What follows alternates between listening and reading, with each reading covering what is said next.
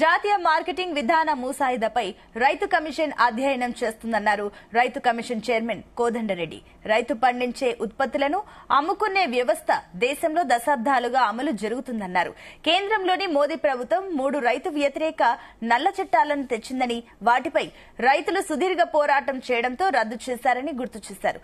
అదే మార్గంలో national market policy తీసుకురాబోతుందని, వ్యవసాయ మార్కెటింగ్ పై జాతీయ విధాన ఫ్రేమ్ వర్క్ ముసాయిదా పేరుతో మార్కెటింగ్ వ్యవస్థను ప్రైవేటు పరం చేయాలని కేంద్ర ప్రభుత్వం చూస్తుందని విమర్శించారు. నేషనల్ మార్కెటింగ్ పాలసీ వస్తే ఉద్యోగాలు ఏటా 1000 కోట్ల రూపాయలు సర్కార్ కోల్పోయే అవకాశం ఉందన్నారు.